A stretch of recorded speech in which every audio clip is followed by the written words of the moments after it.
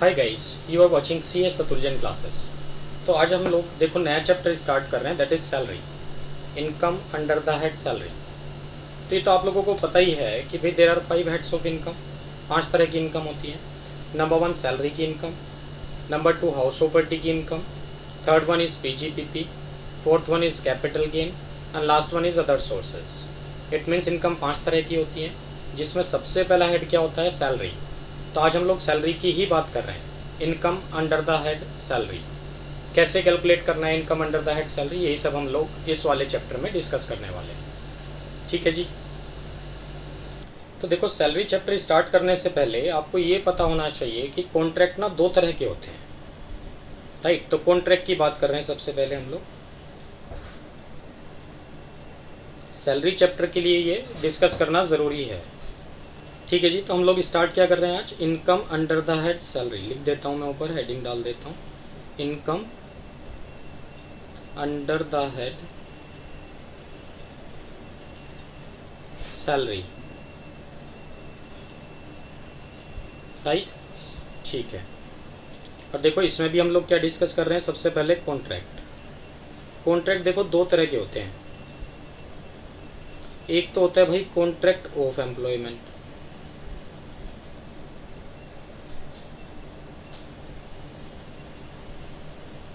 दूसरा होता है contract for employment.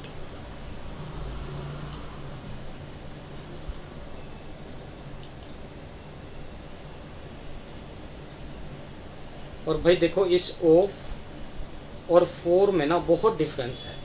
There is a major difference between the two, of और फॉर में। ये जो कॉन्ट्रैक्ट ऑफ एम्प्लॉयमेंट होता है ना, यहाँ तो देखो मास्टर वर्सेस सर्वेंट की रिलेशनशिप होती है, मास्टर वर्सेस सर्वेंट की रिलेशनशिप होती है। It means this master is having full control over servant, this master is having full control over servant, right. और देखो फुल कंट्रोल का मतलब क्या है, full control means what to be done कौन बताएगा, master. When to be done कौन बताएगा, master. And even how to be done कौन बताएगा, मास्टर। और ये जो हाउ टू बी डन वाली बात है ना, यही खास बात होती है जिससे ये पता लगता है कि कॉन्ट्रैक्ट ऑफ है या फॉर है। इट मीन्स कोई भी काम क्या करना है, कब करना है और इवन कैसे करना है, अगर ये सारी बातें कौन बता रहा है, मास्टर। तो मास्टर वर्सेस सर्वेंट की रिलेशनशिप है, अदरवाइज नहीं है। और ये मास्टर वर्सेस सर्वेंट को हम लोग एम्प्लॉयर वर्सेस एम्प्लॉई की रिलेशनशिप भी बोल सकते हैं। तो इट मीन्स इस वाले केस में एम्प्लॉयर का फुल कंट्रोल है एम्प्लॉई पे, ठीक है। और जहाँ ये वाला कॉन्ट्रैक्ट होगा, कौन से वाला, मास्टर वर्सेस सर्वेंट वाला या एम्प्लॉयर वर्सेस एम्प्लॉई वाला, तो जो भी कुछ कंसीडरेशन आप दे रहे होंगे ना एम्प्लॉई को, जो भी कंसीडरेशन आप किसको दे रहे होंगे, एम्प्लॉई को, वो कहाँ जाएगा, सैलरी हेड में जाएगा। मीन्स एक तरह से आप एम्प्लॉई को क्या दे रहे होंगे, सैलरी। डन। बट अगर कॉन्ट्रैक्ट फॉर एम्प्लॉयमेंट हुआ, कॉन्ट्रैक्ट फॉर एम्प्लॉयमेंट वाली अगर बात है तो फॉर एम्प्लॉयमेंट में क्या होता है, कॉन्ट्रैक्ट फॉर एम्प्लॉयमेंट में ना भाई मास्टर वर्सेस सर्वेंट नहीं, वहाँ प्रिंसिपल वर्सेस एजेंट की रिलेशनशिप होती है एक तरह से। और ये जो प्रिंसिपल है ना, इसका एजेंट के ऊपर या तो कंट्रोल है ही नहीं, जरा सा भी नहीं है, या फिर अगर कंट्रोल है तो not to full control, full control नहीं है, not full control but only partial control,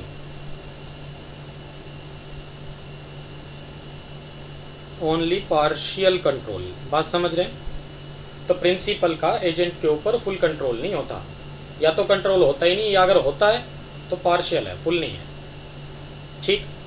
तो उस केस में ये कॉन्ट्रैक्ट फॉर एम्प्लॉयमेंट कहलाएगा। और अगर कॉन्ट्रैक्ट फॉर एम्प्लॉयमेंट वाला केस है तो इस एजेंट को आप जो भी कुछ कंसीडरेशन दे रहे होंगे ना, कंसीडरेशन तो देते ही होंगे भाई एजेंट को, जो भी आप कुछ कंसीडरेशन एजेंट को देते होंगे तो एजेंट के लिए तो इनकम है, किस हेड में जाएगा, that is taxable under the head, या तो पीजीबीपी में जाएगा या फिर अदर सोर्सेज में जाएगा, तो वो केस टू केस बेसिस पे वेरी करेगा। क्लियर है बात मेरी यहाँ तक? ठीक है जी। चलो अब इससे रिलेटेड ना कुछ एग्जांपल ले लेता हूँ कॉन्ट्रैक्ट ऑफ और फोर से रिलेटेड, सो दैट कि ये कॉन्सेप्ट आपके माइंड में क्रिस्टल क्लियर हो जाए। ठीक है, चलो जी एग्जांपल ले लेते हैं एक दो इसके। लो जी, सबसे पहला एग्जांपल 1 ले लेता हूँ। ये लो, ये मिस्टर एक्स हैं जी, इनकी शादी हो गई। ये लो, शादी में इन्हें मोटर कार मिली है दहेज में। कौन से वाली? मारुति 800। अब तो बनती नहीं है, तो भाई सेकेंड हैंड मिली है ना, नई नहीं मिली। चलो, और ये जो मारुति 800 है ये चलानी आती नहीं है मिस्टर एक्स को, तो मारुति 800 ड्राइव करने के लिए इन्होंने ड्राइवर रखा है। समझ रहे हैं बात? तो अब एक बात बताओ, ये जो मिस्टर एक्स है और ये जो ड्राइवर है, इसके बीच में भी तो कॉन्ट्रैक्ट हो गया ना। ये कौन से वाला कॉन्ट्रैक्ट है? सोचो, कॉन्ट्रैक्ट ऑफ है कि फोर है? कॉन्ट्रैक्ट ऑफ है या फोर है? बताओ। कॉन्ट्रैक्ट ऑफ एम्प्लॉयमेंट है भाई, फोर थोड़ी है। क्यों? जिस टाइम पे ये मिस्टर एक्स कहेगा उस टाइम पे चलना पड़ेगा इसको, ड्राइवर को। जिस रूट से कहेगा उस रूट से चलना पड़ेगा, और इवन जितनी स्पीड से कहेगा उतनी स्पीड से चलना पड़ेगा। इट मीन्स स्पीड भी कौन रेगुलेट कर रहा है? प्रिंसिपल, मतलब मिस्टर एक्स, राइट, या मास्टर कह सकते हैं आप। तो बताओ यहाँ मास्टर वर्सेस सर्वेंट की रिलेशनशिप है कि नहीं है? बिल्कुल है जी। तो यहाँ एम्प्लॉयर वर्सेस एम्प्लॉय की रिलेशनशिप हो गया। इट मीन्स इसको जो भी कुछ आप पैसे देते होंगे ड्राइवर को, that is taxable under the head salary. ठीक है जी। और दूसरा केस ले लेते हैं। ये लो जी, मिस्टर एक्स हैं, ठीक है, शादी चलो हो गई, बट गाड़ी नहीं मिली दहेज में। बेचारे अभी भी ऑटो से या टैक्सी से ऑफिस जाते हैं, ऑटो या टैक्सी से ऑफिस जाते हैं। तो ऑटो या टैक्सी वाले से पूछा, क्या पूछा कि भाई कनॉट प्लेस चलना है, कितने पैसे लोगे? उसने कहा जी 100 रुपये लगेंगे। ऑटो वाले ने कहा ठीक है जी, बैठ गए ऑटो में। अब मिस्टर एक्स और ऑटो के बीच में जो कॉन्ट्रैक्ट है, बताओ ऑफ है कि फोर है? कॉन्ट्रैक्ट ऑफ है या फोर है? सोचो। क्या मिस्टर एक्स का ऑटो वाले के ऊपर फुल कंट्रोल है? नहीं। क्या मिस्टर एक्स ऑटो वाले को कह सकता है कि भाई मैं तो पूरा दिन खाली हूँ, मुझे तो शाम तक जाना है, मौसम भी अच्छा है, 100 रुपये दे रहा हूँ तो 10 की स्पीड से चला या 20 की स्पीड से चला, आराम से, कोई दिक्कत नहीं है?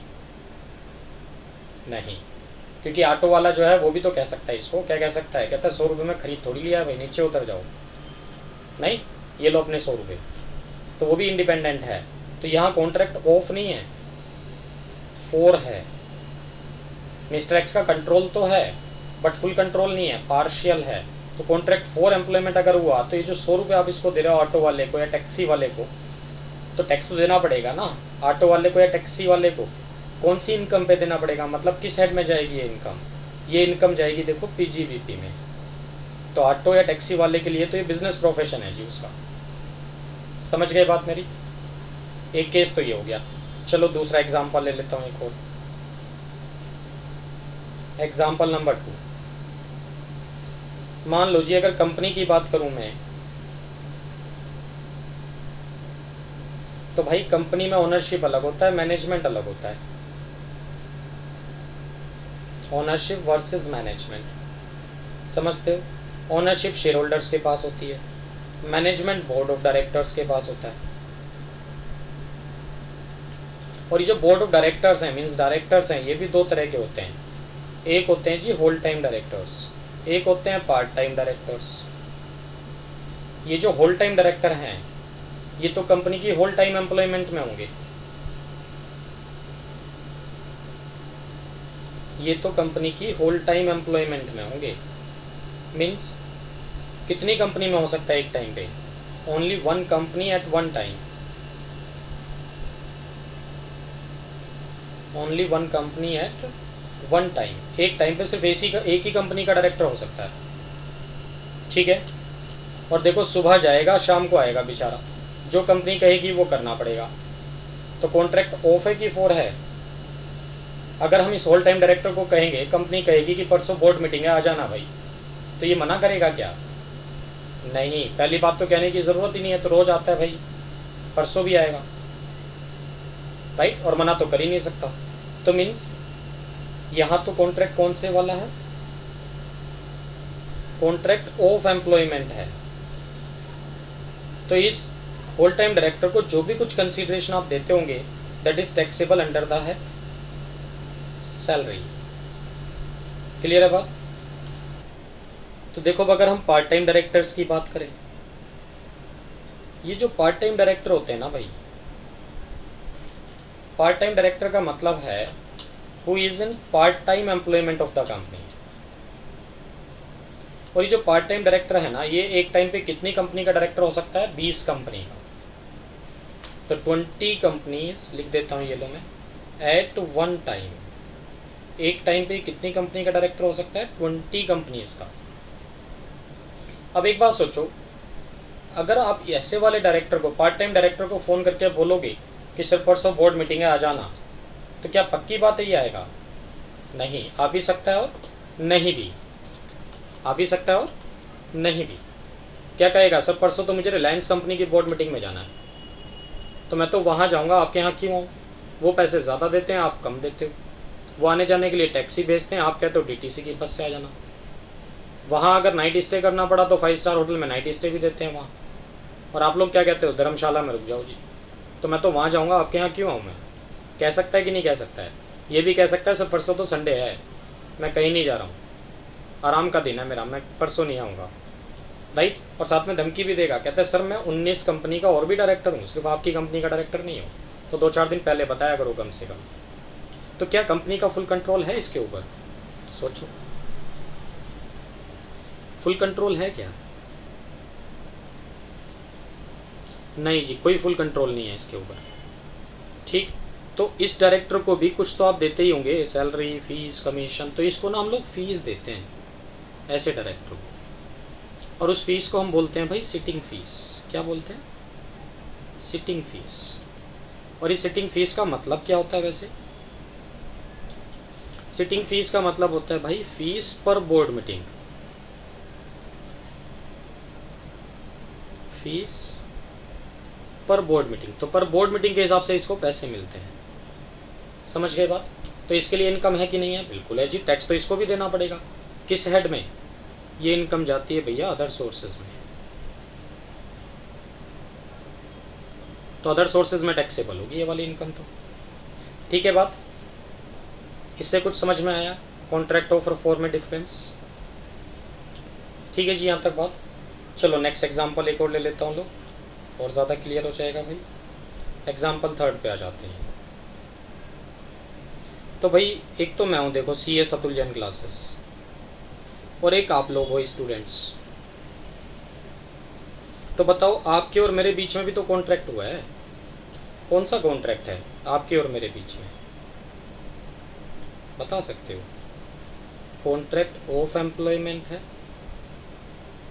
या कॉन्ट्रैक्ट फॉर एम्प्लॉयमेंट है? बताओ, क्या कॉन्ट्रैक्ट ऑफ एम्प्लॉयमेंट है? क्या मास्टर वर्सेस सर्वेंट की रिलेशनशिप है? इट मीन्स आप मास्टर हैं, मैं सर्वेंट हूँ, ऐसा है क्या?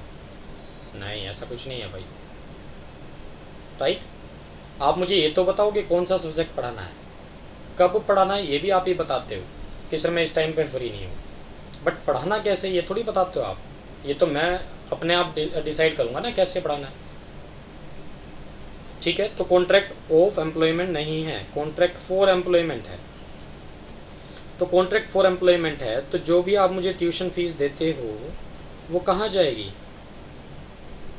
वो जाएगी भाई या तो PGBP में या फिर अदर सोर्सेज में। तो अगर मेरा सुबह से शाम तक यही काम है ट्यूशन पढ़ाने का, तो PGBP में। आपको पता ही है, नाम ही क्या रखा है, CS अतुल जैन क्लासेस, तो सुबह से शाम तक ट्यूशन ही पढ़ाना है मुझे तो भाई मेरे लिए इनकम कहाँ जाएगी? PGBP। बट काश अगर ऐसा होता कि सुबह से शाम तक मैं जॉब कर रहा होता CS की या CA की, और शाम को आके 1-1.5 घंटा ट्यूशन पढ़ा लेता, तो फिर कहाँ जाता ये इनकम? अदर सोर्सेज में। क्लियर है बात? ऐसी फॉर एग्जांपल आप टेलर के पास गए, कपड़ा दे के आए कि भाई इसका सूट बना देना, तो तो आपके बीच में भी एक कॉन्ट्रैक्ट हो गया। ऑफ है कि फोर है बताओ? ये तो आप बताओगे कि भाई पॉकेट लगानी है नहीं लगाना है, कॉलर लगानी है नहीं लगाना है, ठीक है, ये आपके स्पेसिफिकेशंस हैं। बट ये बताओगे क्या उसे कि सूट सीलना कैसे? अगर इतना पता होता तो खुद ही ना सील लेते आप। तो कॉन्ट्रैक्ट ऑफ हुआ, फोर हुआ? कॉन्ट्रैक्ट फोर हुआ। तो इस केस में जो भी आप टेलर को टेलरिंग चार्जेस देंगे, सीइंग चार्जेस देंगे, वो उसके लिए इनकम है, किस हेड में जाएगी? क्या सैलरी दे रहे हो आप उसको? नहीं। कहाँ जाएगा? पीजीबीपी में। समझ गए ना बात? यही मतलब है जी बस। तो देखो कॉन्ट्रैक्ट ऑफ और फोर क्लियर है। तो सैलरी हेड में सिर्फ और सिर्फ कौन से वाला कॉन्ट्रैक्ट आएगा? कॉन्ट्रैक्ट ऑफ एम्प्लॉयमेंट आएगा। मीन्स जहाँ मास्टर वर्सेस सर्वेंट की रिलेशनशिप होगी वो वाला कॉन्ट्रैक्ट आएगा। या कह सकते हैं जहाँ एम्प्लॉयर वर्सेस एम्प्लॉय की रिलेशनशिप होगी। डन? चलो जी ठीक है। तो अब देखो सैलरी स्टार्ट करते हैं। सैलरी में सबसे पहले हम लोग डिस्कस कर रहे हैं सेक्शन 15। ये सेक्शन 15 पता क्या कहता है? ये सेक्शन 15 के डिफरेंट क्लॉजेज हैं जी। क्लॉज ए पता क्या कहता है? वो ये कह रहा है कि भैया अगर आपकी सैलरी ड्यू हो गई ना तो टैक्स तो देना पड़ेगा, चाहे वो सैलरी आपको रिसीव हुई हो चाहे ना हुई हो, टैक्स तो देना ही पड़ेगा। इसका क्या मतलब हुआ? लाइक फॉर एग्जांपल अगर हम मान ले भाई कि आपका जो फाइनेंशियल ईयर है ना 2019-20 है भाई, तो शुरू कब होगा ख़त्म कब होगा बताओ? शुरू तो होगा जी 1 अप्रैल 2019 को, ख़त्म होगा कब? 31 मार्च 2020 को। क्लियर है बात? ठीक है। अब एक बात बताओ यार, हम जो इनकम कैलकुलेट कर रहे हैं ना अपनी, वो इस डेट से इस डेट तक की इनकम कैलकुलेट कर रहे हैं हम लोग। मीन्स ना तो इसके एक दिन पहले की इनकम कैलकुलेट कर रहे हैं, ना इसके एक दिन बाद की कैलकुलेट कर रहे हैं, ठीक है ना? तब एक बात बताओ, 31 मार्च मीन्स मार्च वाली जो सैलरी है वो ड्यू तो हो गई होगी, बट क्या रिसीव हुई होगी? नहीं। तो रिसीव कब होगी? 3 अप्रैल या फिर 7 अप्रैल या फिर 10 अप्रैल तक जाकर रिसीव होती है। तो प्रॉब्लम समझ रहे हो? इट मीन्स मार्च वाली सैलरी मार्च में ड्यू तो हो गई बट अभी तक रिसीव नहीं हुई, तो टैक्स देना है कि नहीं देना है?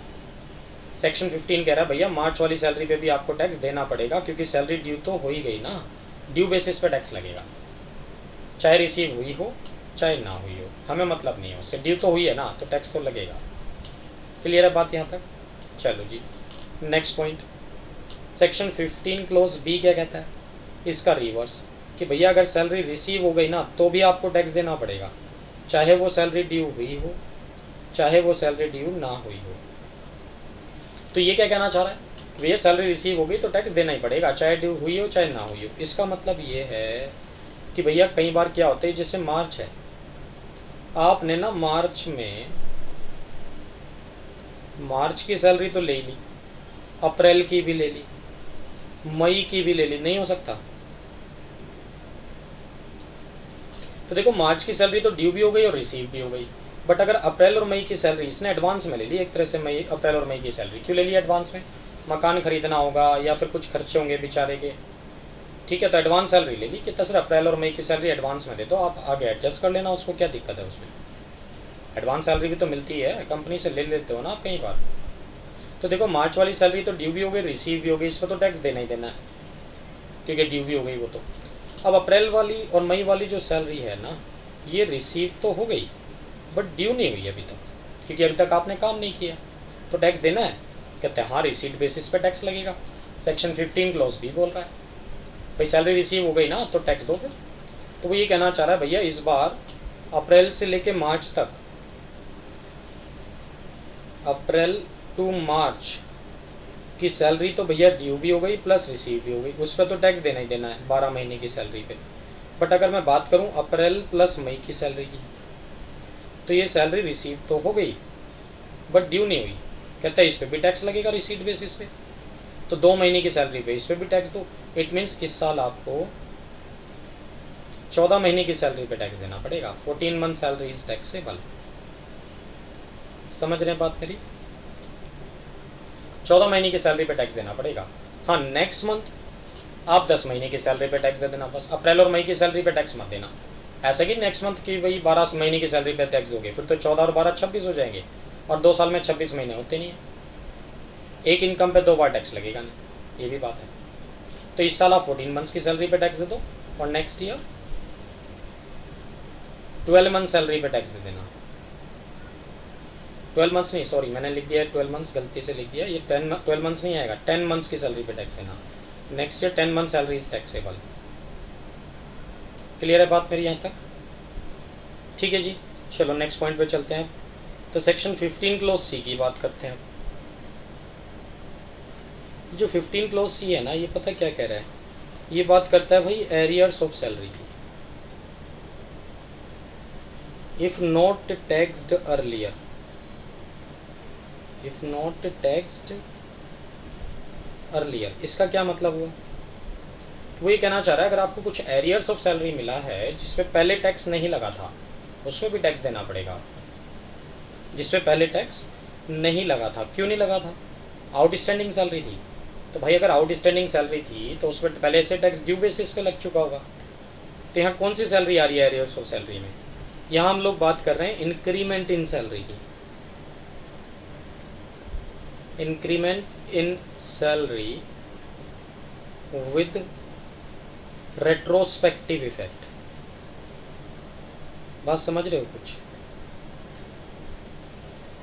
Increment in salary with retrospective effect. Retrospective effect का मतलब क्या होता है?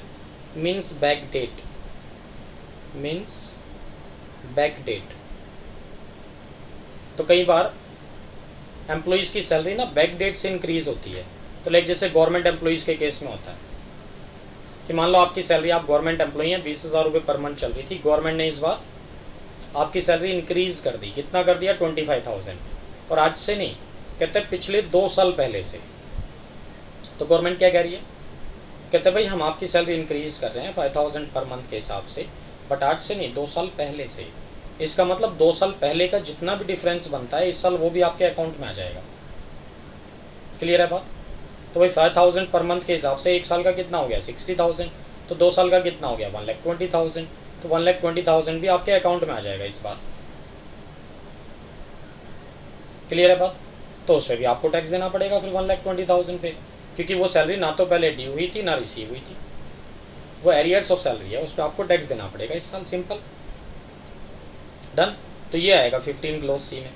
तो ये सेक्शन 15 हम लोगों ने डिस्कस कर लिया यहाँ। तो देखो सेक्शन 15 क्लोज ए है ना, 15 क्लोज ए और क्लोज बी की अगर मैं बात करूँ तो इनका अगर कंबाइंड स्टडी करें ना भाई, नेट इफेक्ट निकालें, अगर हम इनकी कंबाइंड स्टडी करें या नेट इफेक्ट निकालें तो क्या मिलता है? नेट इफेक्ट क्या निकलता है कि भैया which ever is earlier basis पे टैक्स लगेगा।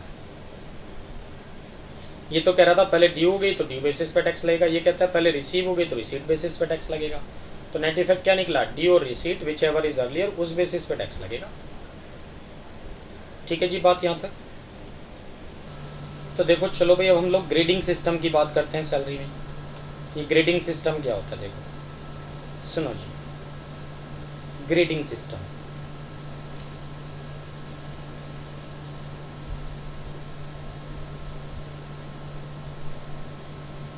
तो ग्रेडिंग सिस्टम है ना, देखो ग्रेड बना देते हैं किस तरह से।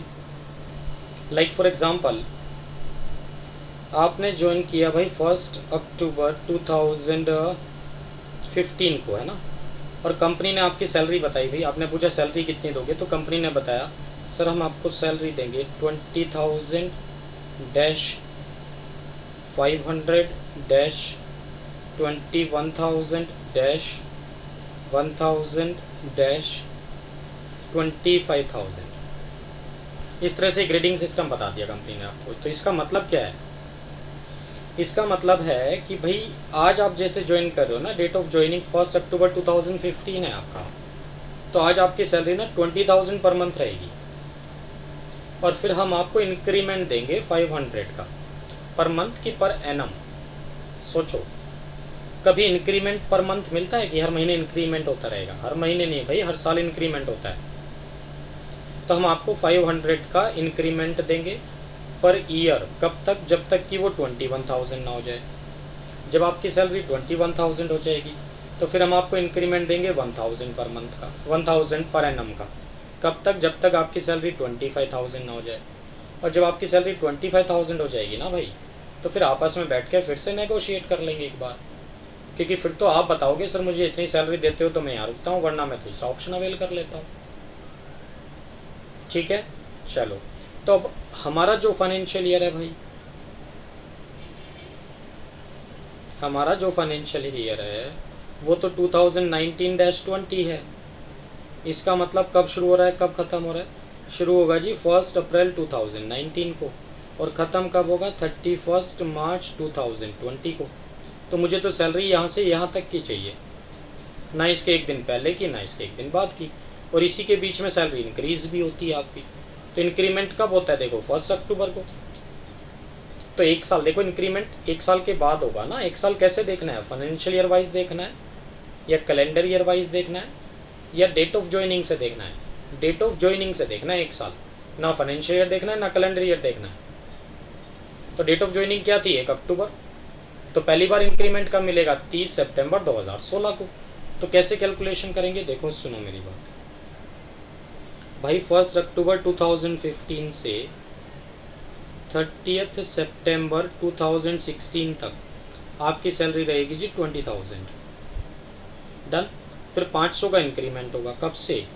1 अक्टूबर 2016 से 30 सितंबर 2017 तक आपकी सैलरी रहेगी भैया 20,500।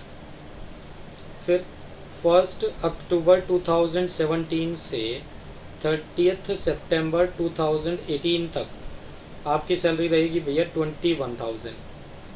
फिर 1 अक्टूबर 2018 से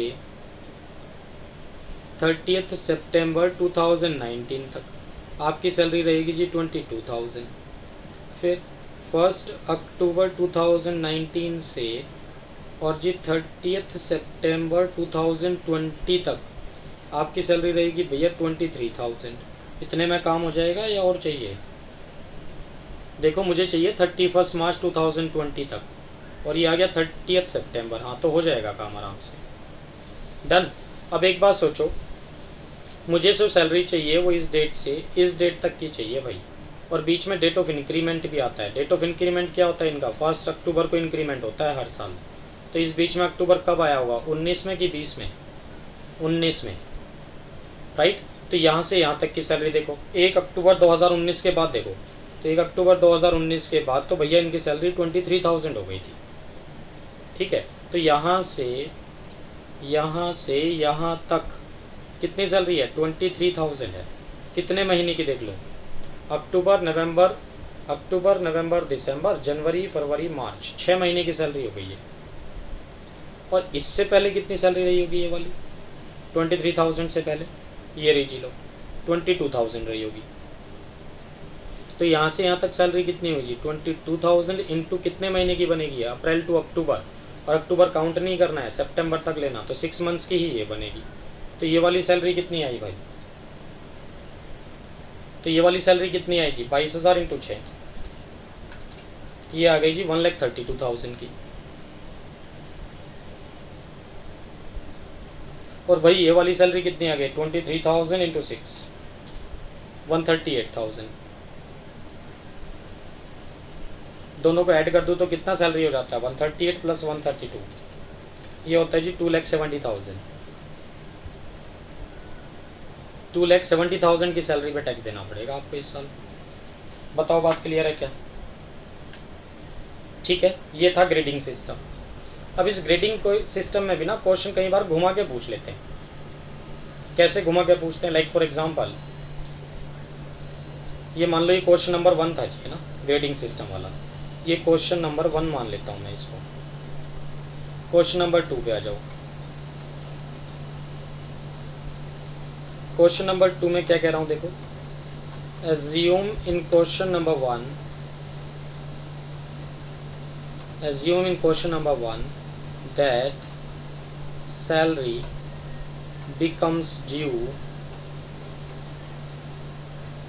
on the last day of each month। Last day of each month. तो बताओ इसमें कोई बताने वाली बात है? नहीं जी, तो सैलरी लास्ट डे पे ही ड्यू होती है मंथ के। अब जनवरी की सैलरी कब ड्यू होगी? 31 जैन को ड्यू होगी ना भाई। ऐसा थोड़ी 1 जनवरी को ड्यू कर देंगे, काम किया नहीं और सैलरी ड्यू हो गई आपकी, ऐसा थोड़ी होता है। तो 2 का फर्स्ट पार्ट ए पार्ट बना दिया मैंने। Assume in question number 1 that salary becomes due on the last day of each month. कोई प्रॉब्लम नहीं आएगी जी इसमें, नो चेंज, सोल्यूशन सेम रहेगा जो अभी हमने किया। बी सिचुएशन में आ जाओ जी। Assume in question number 1 that salary becomes due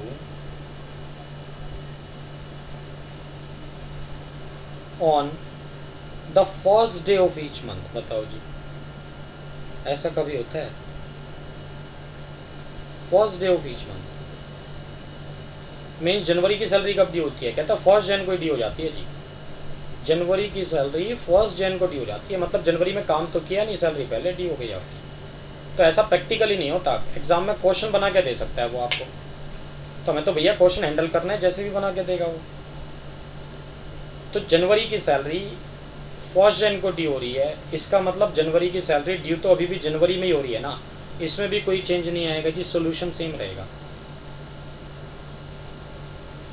no change, solution same रहेगा। थर्ड पॉइंट पे आ जाते हैं जी, लो सी क्लॉज में आ जाते हैं, सी पार्ट पे। assume in question number 1 that salary becomes due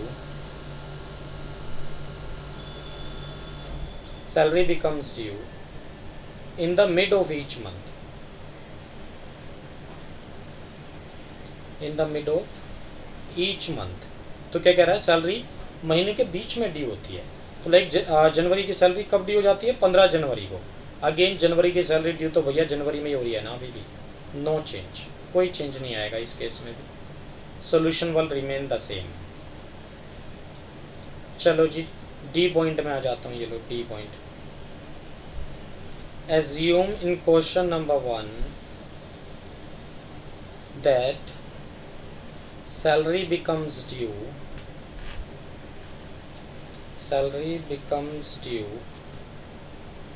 on first day of next month। ये बात समझ रहे हो? Salary becomes due on first day of next month. यहाँ गड़बड़ हो गई है, यहाँ चेंज हो जाएगा। यहाँ क्या करना है, अब इसकी बात सुनो मेरी। देखो हमारा फाइनेंशियल ईयर था 1920, तो फाइनेंशियल ईयर कब शुरू हो रहा था जी? 1 अप्रैल 2019 को। ख़त्म कब होना था? 31 मार्च 2020 को। डन। इसी बीच में आपकी सैलरी इंक्रीज भी हो रही थी क्वेश्चन 1 में।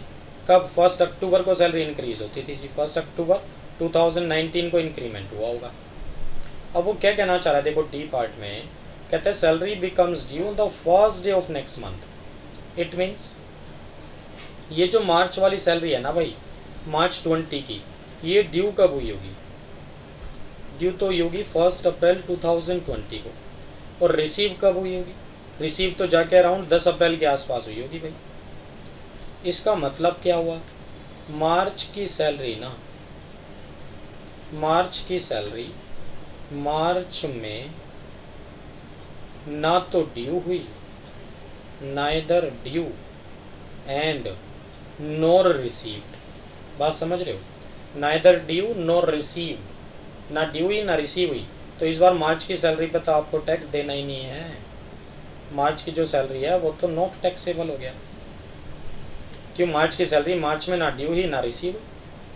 तो इस मार्च की सैलरी तो कब ड्यू हो रही है? अप्रैल में जाके, तो इस पर तो टैक्स फिर नेक्स्ट फाइनेंशियल ईयर में लगेगा। तो इट मीन्स इस साल जो आप टैक्स देंगे वो सिर्फ फरवरी 2020 तक की सैलरी पे टैक्स देंगे। समझ रहे हैं बात?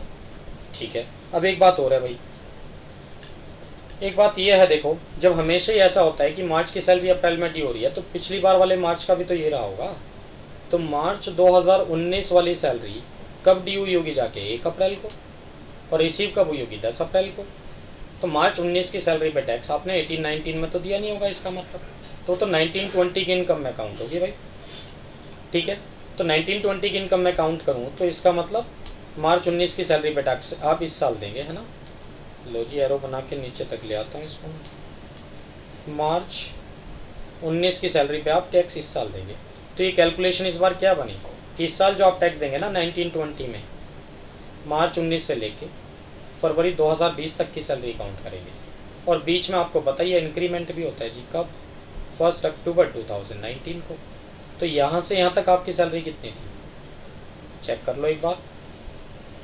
यहाँ से यहाँ तक आपकी सैलरी थी जी, ये 23,000 थी, और इससे पहले 22,000 थी। लो जी, तो यहाँ से यहाँ तक तो आपकी सैलरी कितनी हो गई? 1 अक्टूबर से फेब 20 तक 23,000 सैलरी थी। तो कितने महीने बनते हैं ये? अक्टूबर, नवंबर, दिसंबर, जनवरी, फरवरी। तो 5 महीने की सैलरी बनेगी ये। और यहाँ से यहाँ तक सैलरी कितनी थी जी आपकी? 22,000 इंटू 7 मंथ्स। तो ये कितना हो जाएगा फिर? 22,000 इंटू 7 मंथ्स, 1,54,000। और ये 23,000 इंटू 5 मंथ्स, ये आता है जी 1,15,000। 1,15,000 है ना। तो यहाँ से यहाँ तक आपकी सैलरी कितनी होगी? दोनों को जोड़ लो, ये टैक्सेबल सैलरी आएगी आपकी, मतलब ये सैलरी हो जाएगी जिस पे टैक्स देना है आपको। तो 1,54,000 भाई प्लस 1,15,000, ये हो जाएगा 2,69,000 की सैलरी। ठीक है, तो इसमें चेंज आ गया होगा सैलरी में आपको। तो क्वेश्चन नंबर 1 में देखना कितनी सैलरी पे टैक्स बन रहा था आपका? 2,70,000 की। और अब कितना बनेगा? 2,69,000। तो 1,000 कम हो गए सैलरी पे। क्लियर है बात? ठीक है जी। तो ये हम लोगों ने ग्रेडिंग सिस्टम पढ़ लिया। अब इसमें ये था जी ग्रेडिंग सिस्टम। अब हम नेक्स्ट पे आते हैं, नेक्स्ट कॉन्सेप्ट, बेसिक कॉन्सेप्ट्स पढ़ रहे हैं अब हम लोग भाई। तो नेक्स्ट कॉन्सेप्ट क्या देखो, नेक्स्ट कॉन्सेप्ट है टैक्स फ्री सैलरी। एक कंपनी है भाई, मान लो घटिया कंपनी लिमिटेड,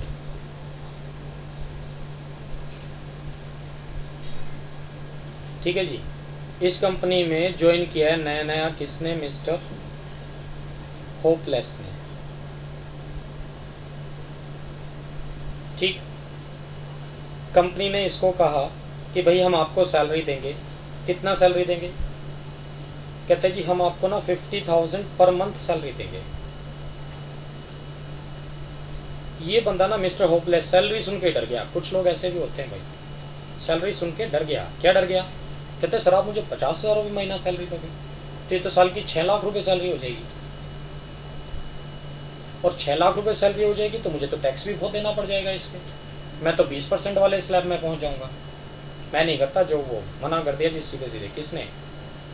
होपलेस ने। ऐसे भी हैं लोग, कहते नहीं टैक्स देना पड़ जाएगा इसलिए सैलरी नहीं कमानी है भाई। और ये जो कंपनी है ना, इस कंपनी को ऐसे ऐसे एम्प्लॉय की बड़ी सख्त ज़रूरत है। ये एम्प्लॉय बड़ा ईमानदार है। तो कंपनी ने क्या कहा, भाई तू एक काम कर, चिंता मत कर, डर मत, हम तुझे टैक्स फ्री सैलरी देंगे। कौन सी सैलरी देंगे?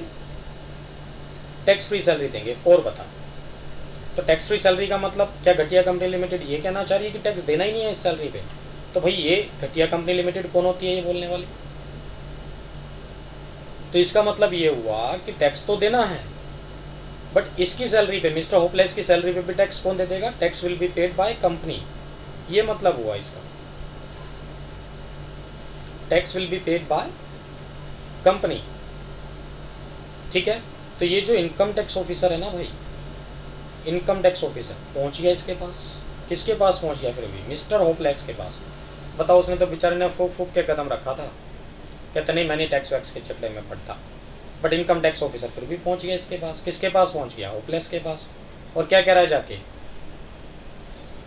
बाहर जाके बेल बजाई इसने, मिस्टर उसने, इनकम टैक्स ऑफिसर ने ना, डोर बेल बजाई जी मिस्टर होपलेस की। ये होपलेस जी बाहर आए, इन्होंने अपना इंट्रोडक्शन दिखाया, आई कार्ड दिखाया, सर इनकम टैक्स ऑफिसर हूँ।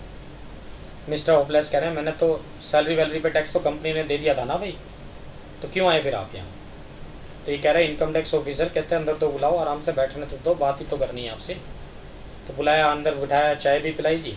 फिर ये इनकम टैक्स ऑफिसर बता रहा है होपलेस को, क्या बता रहा है कि सर एक बात बताओ आपकी सैलरी कितनी है? कहते जी 50,000 रुपये पर मंथ है, तो 12 महीने की कितनी सैलरी होगी? होपलेस ने कहा जी 6 लाख हो गई सीधे सीधे। चलो जी यहाँ तक तो कोई बात नहीं। ठीक है। अब एक चीज़ और बताओ, इसकी सैलरी पे भी टैक्स कंपनी ने दिया था, है ना? कितना टैक्स दिया होगा 6 लाख की सैलरी पे, कैलकुलेट कर सकते हैं? ये लो जी, अप टू 2.5 लाख रुपए तक तो नील हो जाता है। फिर 2.5 लाख से 5 लाख तक कितना हुआ डिफरेंस? 2.5 लाख। तो 2.5 लाख का 5% अगर मैं कैलकुलेट कर दूं, कितना आएगा? 12,500। ठीक है ना, 12,500। ये जो 12,500 आया, अच्छा चलो उसके बाद भी तो बनेगा ना स्लैब, 5 लाख से फिर 6 लाख तक। 6 लाख है ना सैलरी, तो 1 लाख का डिफरेंस ये भी आया। 1 लाख का 20% और निकालो टैक्स, कितना आ जाएगा? 20,000 रुपये। तो टैक्स कितना बन गया? 12,500 एक बन गया, 20,000 एक बन गया। तो कितना टैक्स बन गया? ये 32,500 रुपये टैक्स बन गया जी, जो कि किसने दिया होगा? कंपनी ने। ठीक है ना बात? हाँ जी। चलो, तो इनकम टैक्स ऑफिसर ये समझा रहा था भाई देखो सैलरी तो हो गई आपकी 6 लाख सीधे सीधे। अब एक बात सोचो यार, ये जो इनकम टैक्स था 32,500 रुपये का, जो कि कंपनी ने दिया, वैसे तो दे दिया, हम मना नहीं कर रहे हैं, बट ये टैक्स देना किसको था? ये देना तो आपको था ना, लाइबिलिटी तो आपकी थी ना। कहते हैं हाँ, और दिया किसने? कंपनी ने। तो ये भी तो आपके लिए एक तरह से टैक्सेबल परक्विजिट हो गया ना। ये तो वही वाली बात हो गई, आपके बच्चों की ट्यूशन फीस कंपनी दे रही है, आपके घर का राशन का खर्चा कंपनी दे रही है, इसी तरह से आपका इनकम टैक्स कंपनी दे रही है, तो ये भी एक टैक्सेबल परक्विजिट है। तो लो जी, ऐड करो इसको भी, यही किस में ऐड करो? सैलरी में। Income tax paid by employer, कितना ऐड कर दूं भाई? 32,500। कितना आया था अभी चेक करना एक बार। राइट, 32,500 ही था। लो जी, 32,500 आ गया, ऐड कर दिया, कितना हो गया? ये 6,32,500 हो गया।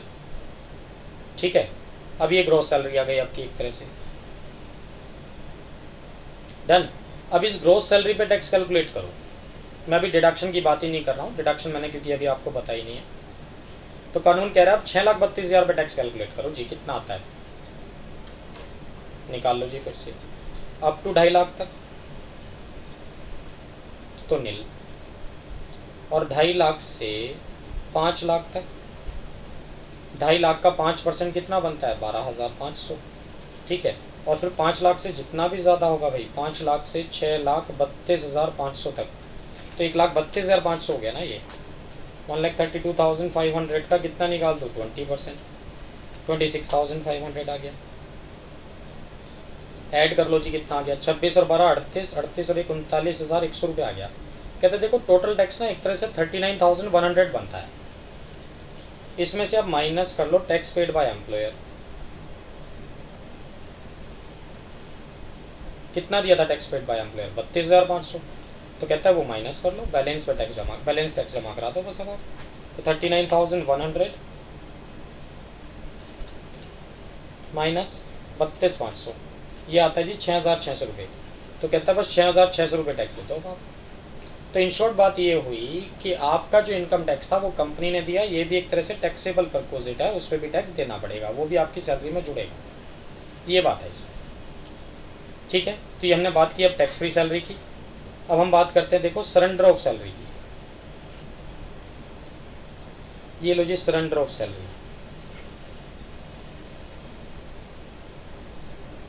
देखो सैलरी, सरेंडर ऑफ सैलरी का मतलब ये है सिर्फ कि अगर आप सरेंडर कर रहे हैं किसको? Surrender to government, surrender to government कर रहे हैं, तब तो हम आपको छोड़ देंगे, एग्जेम्प्ट कर देंगे, टैक्स नहीं लेंगे सैलरी पे। अदरवाइज तो भैया टैक्स लगेगा ही लगेगा, अदरवाइज तो टैक्स लगेगा ही लगेगा। तो कानून कहता है कि भैया अगर सैलरी ड्यू हुई है तो टैक्स तो लगेगा। सेक्शन 15 क्लॉज ये कहता है ना कि सैलरी पे टैक्स ड्यू बेसिस पे लगता है।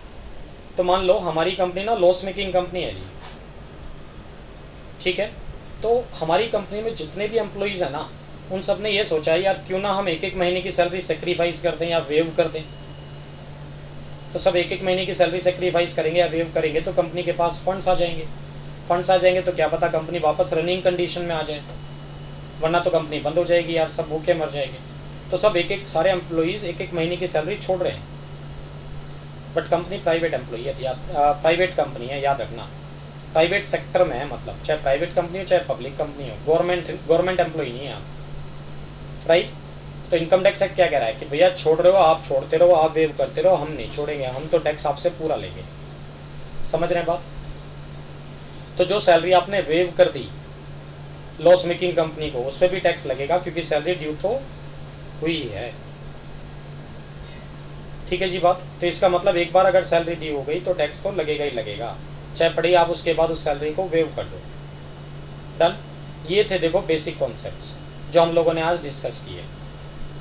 अब इसके बाद हम नेक्स्ट क्लास से सैलरी का चैप्टर स्टार्ट करेंगे विद फॉर्मेट। तो सबसे पहले हम लोग फॉर्मेट ही डिस्कस करेंगे नेक्स्ट क्लास में कि सैलरी में क्या क्या ऐड करना है, क्या डिडक्शंस देनी है, फिर वो एक सिस्टमेटिक वे में चलता रहेगा सैलरी वाला चैप्टर। तो ये बेसिक कॉन्सेप्ट्स है जो मैंने आज आपको बताए। सैलरी चैप्टर स्टार्ट करने से पहले बेसिक कॉन्सेप्ट्स की नॉलेज होना बहुत ज़रूरी है। डन। तो आज के लिए देखो हम लोग इतना ही रखते हैं। ये वीडियो आपको पसंद आया हो तो लाइक करें और हमारे channel CS Atul Jain classes को सब्सक्राइब करें। Thanks for watching CS Atul Jain classes.